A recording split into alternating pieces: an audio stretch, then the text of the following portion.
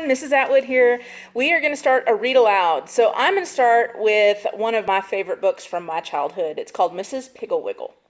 So Mrs. Pigglewiggle, I'll just read you a little bit about what's on the back. It says, everyone loves Mrs. Pigglewiggle.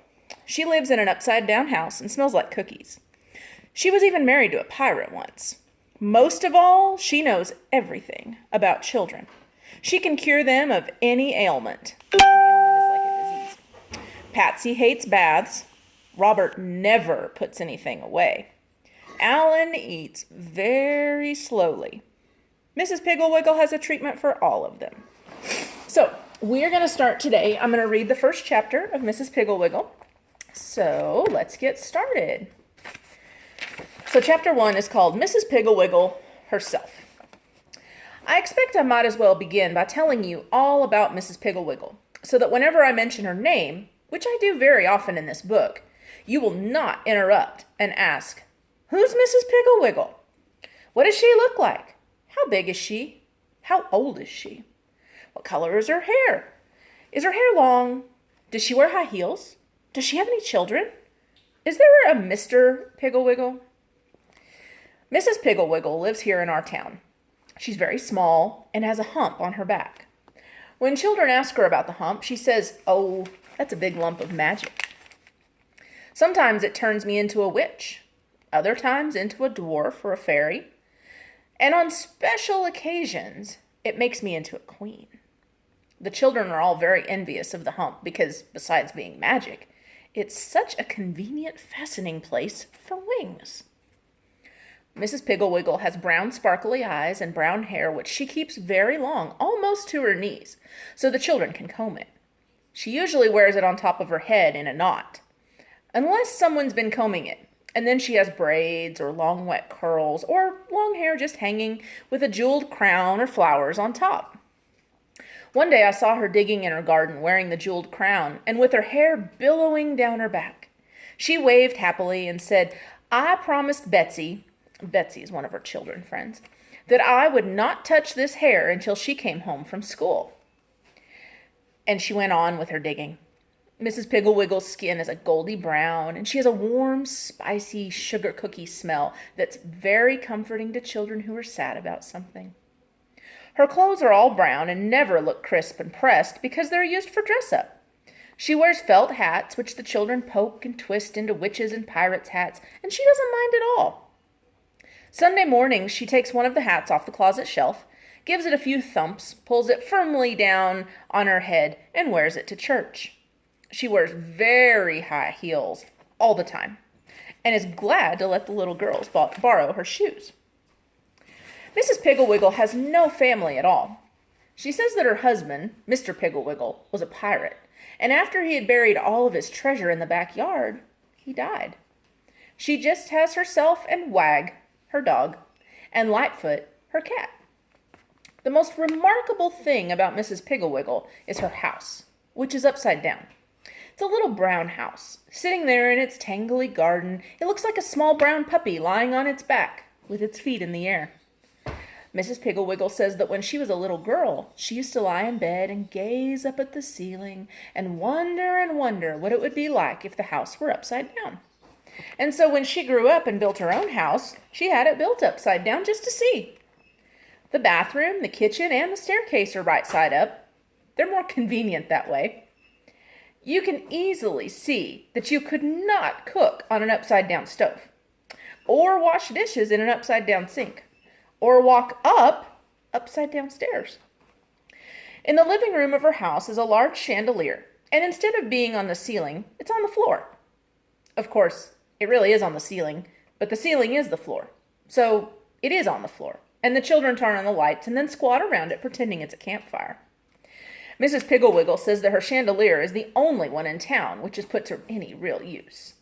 Her bedrooms all have slidey boards in them, because if you'll look up at your attic ceiling, you'll see that a slanty ceiling, when turned upside down, makes a fine sliding board. Also, all the wall lights are very close to the floor and handy for the small children. For the past 5 or 10 years after the house was built, Mrs. Pigglewiggle climbed in and out of her rooms over the high doorways, but now she just has little steps, which are the things to practice jumping. She gives the children chalk so they can mark on the rug how far they jump. Nobody knows how old Mrs. Piggle-Wiggle is. She says she doesn't know herself. She says, well, what difference does it make how old I am when I shall never grow any bigger?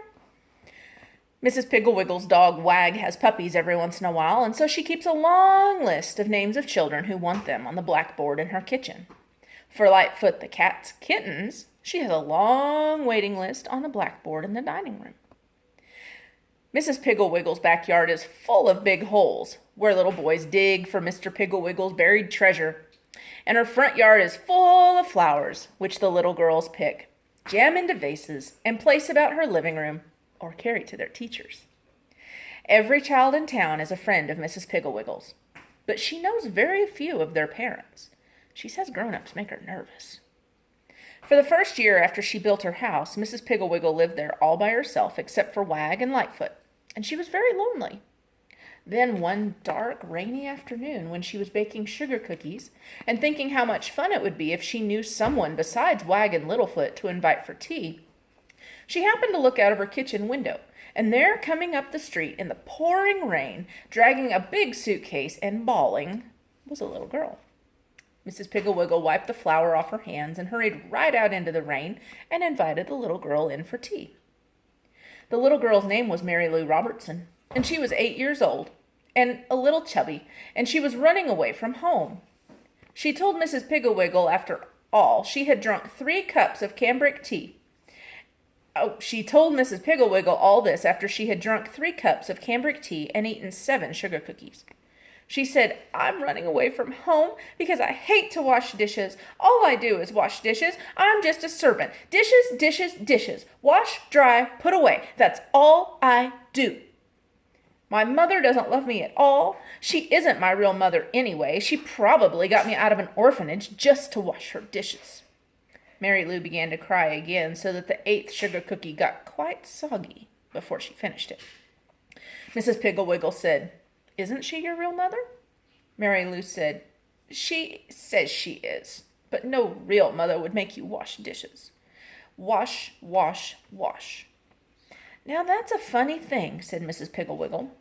I mean, you're hating to wash dishes so much, because you see, I like to wash dishes.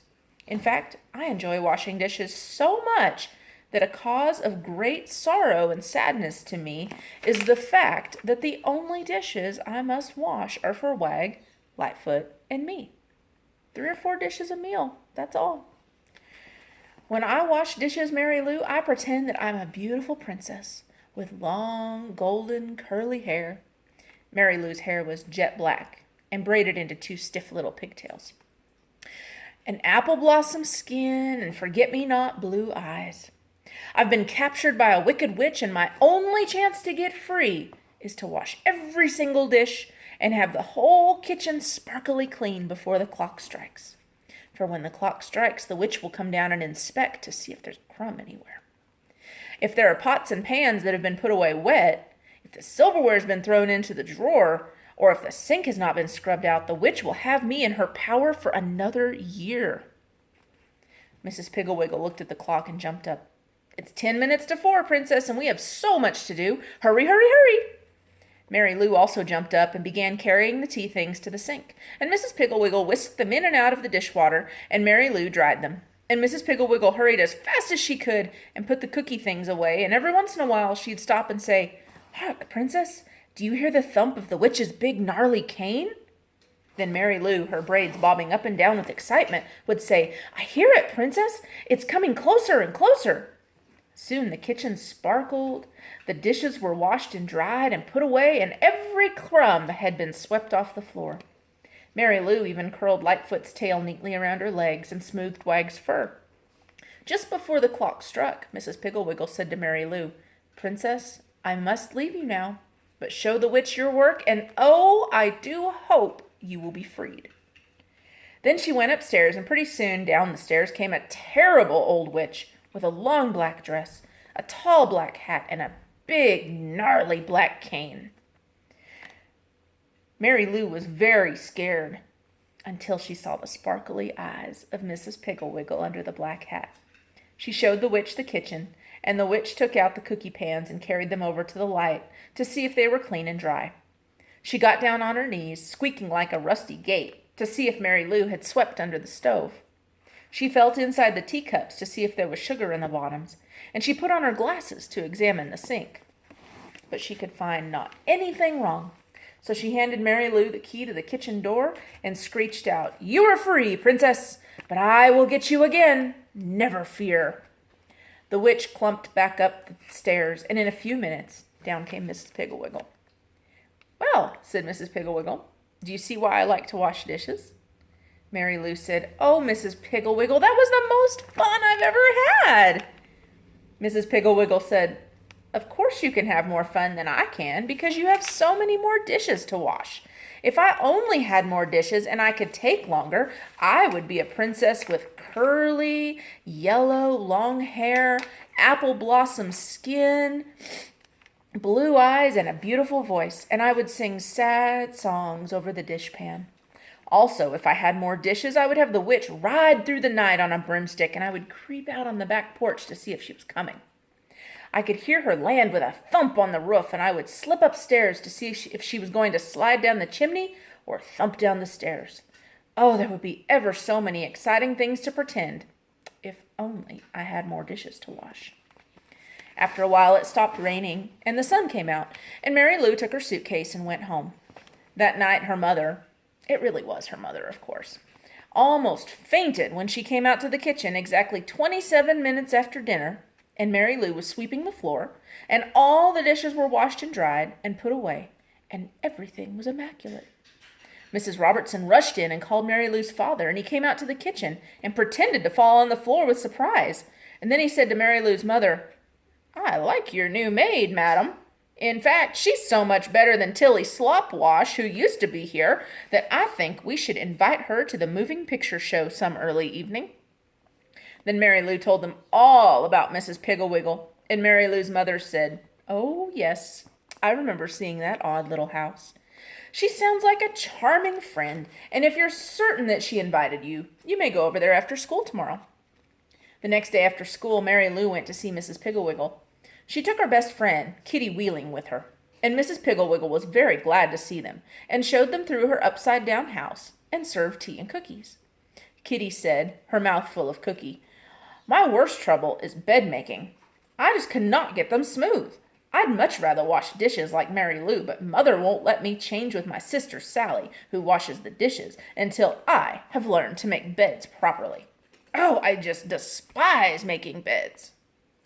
Mrs. Pigglewiggle poured herself another cup of tea, gave a saucer of cream to Lightfoot and 4 cookies to Wag, and then said, "If you think you have a hard time making beds, Kitty, imagine how hard it is for me. You see, the cruel queen sleeps in my beds every night and inspects them every morning, and if she finds a single wrinkle, even one as big as a pin, she will have me thrown in a dungeon. Come upstairs and I'll show you how I have to make beds." They went upstairs, and Mrs. Pigglewiggle threw the covers clear off the foot of one of her own beds. Then she had Kitty help her make it, and then when they finished, it was as smooth as the floor, no wrinkles. Mrs. Pigglewiggle said, "The secret is to throw the covers way back. You simply cannot smooth up a bed, because if you do, there might be a wrinkle down by the foot, and of course the cruel queen will find it, and then down into the dungeon." Mrs. Pigglewiggle took the bed all apart again and said, "Now, Kitty, you and Mary Lou make the bed while I tell the cruel queen you're ready for inspection." She went into the closet and shut the door. When she came out just as Kitty and Mary Lou finished the bed, she was no longer Mrs. Pigglewiggle, but the wicked, cruel queen.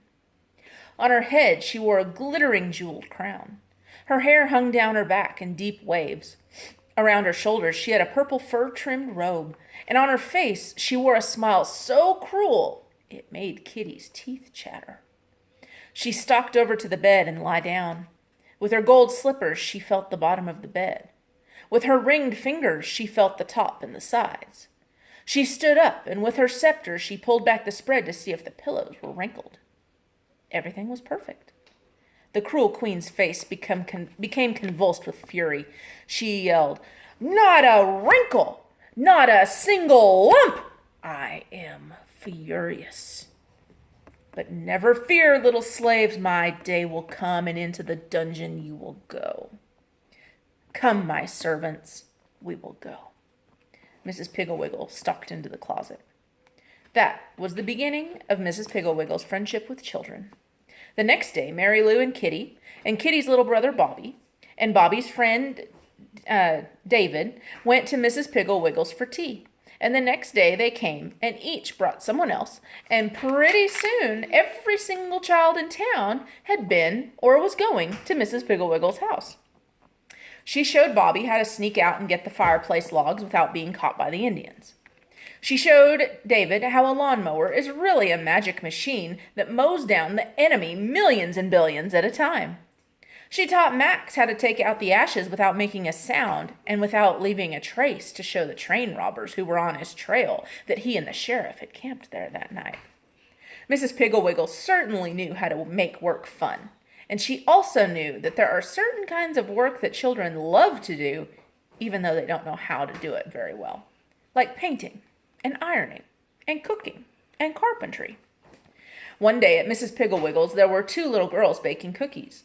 One little boy baking a pie and getting flour on the floor and eating most of the dough. A little girl ironing in a very wrinkly fashion all of Mrs. Piggle-Wiggle's clean clothes. 4 boys with paint on their faces and feathers in their hair chopping kindling. 2 boys painting the doghouse. 3 little girls darning old pirate socks of Mr. Piggle-Wiggle's. And pirates everywhere, digging in the backyard, shooting arrows and yelling, running through the house and grabbing hunks of raw cookie dough. Mrs. Piggle-Wiggle was sitting over in a corner of the living room sewing doll clothes. She was wearing the jewel gown, and Kitty Wheeling was standing beside her throne, which was a chair with a tablecloth draped over it, dipping her hairbrush in a glass of water and making Mrs. Piggle-Wiggle's hair into long, wet curls. Kitty said, "Your Highness, shall I use the gold or the silver hairpins?" Mrs. Piggle-Wiggle said, "Oh, let's use the ones with the diamonds in them, hairdresser. They look better with this crown." Just then the telephone rang, and it was some mother wanting to know what to do with her little girl who wouldn't take a bath, and that is how Mrs. Piggle-Wiggle got started with her wonderful cures. She told Hubert's mother about the won't pick up toys cure, Patsy's mother about the radish cure, Alan's mother about the slow eater, tiny bite taker cure, Anne and Joan's mother about the fighter quarreler's cure, David's mother about the selfish boy cure, Mary's mother about the answer backer cure, and Bobby and Larry and Susan's mother about the never want to go to bedders cure. So that's the first chapter of Mrs. Piggle-Wiggle. Tomorrow we will read the next chapter and find out what cures she comes up with for kiddos. Hope y'all enjoyed.